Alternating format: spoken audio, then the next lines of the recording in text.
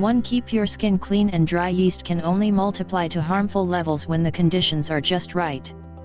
The best way to stop yeast from spreading is to keep your skin clean, dry, and free from scrapes or wounds. Practicing good hygiene and taking care of any open cuts properly helps prevent infections, whether in the vagina, digestive tract, mouth, or elsewhere. 5.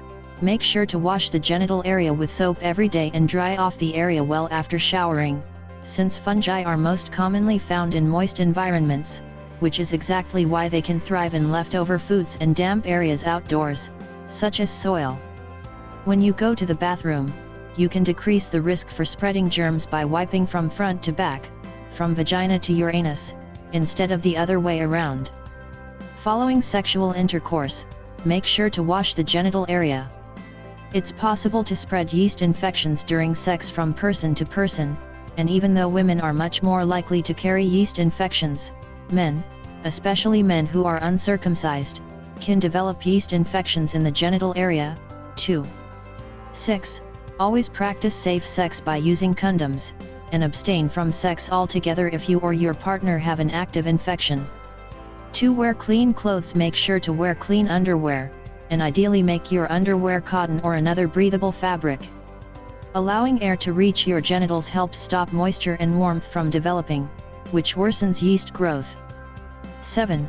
You might also want to wear looser fitting clothes and avoid stockings, tights, or bathing suits if you are prone to getting infections, since these all increase body heat and retain moisture.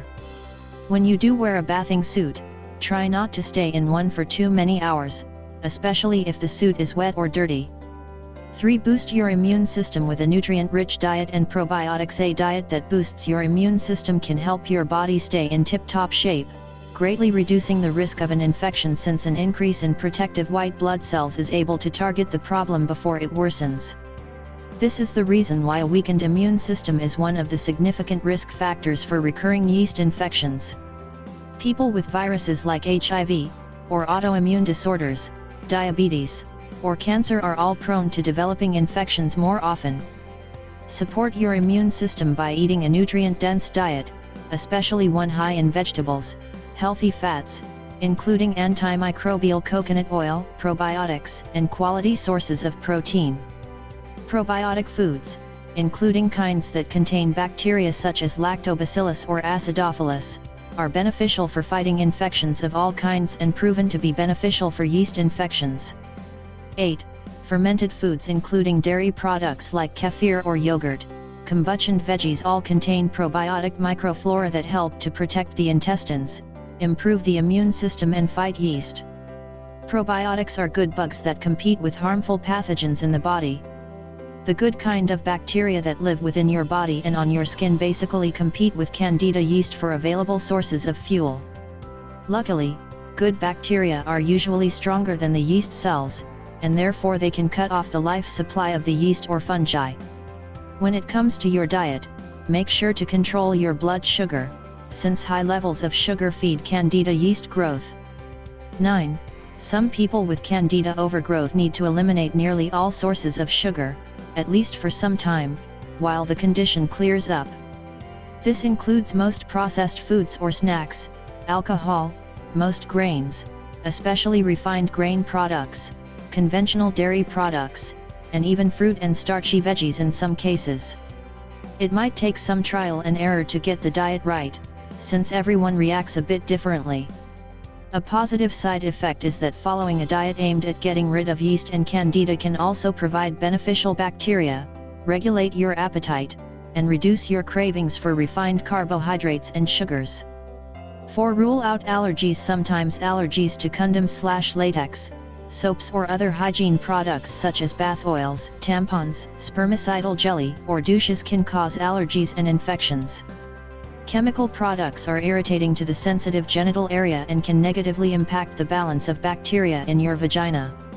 If you've recently started using new products and notice infections taking place, try switching up your products, and use something more natural instead, like coconut oil as a natural lubricant, for example. Also be careful about using products that cause vaginal irritation, such as those with chemical dyes, fragrances and other harsh ingredients. Avoid these potential yeast infection causes if possible.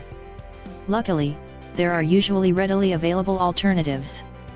For example, if tampons tend to cause infections, try using pads instead and always avoid fragrance-deodorant tampons or feminine products. Another word about douching: not only can douching cause allergic reactions, it can also alter the natural balance of good and bacteria within a woman's vagina. This in turn can create an environment that allows candida to flourish, resulting in a yeast infection. Douching can also lead to other health concerns, such as pelvic inflammatory disease, bacterial vaginosis, pregnancy complications, and cervical cancer. There is no evidence that douching provides any real health or cleansing benefits. The body naturally cleanses itself, and douches often cause more harm than good. For all of these reasons, I don't recommend douching.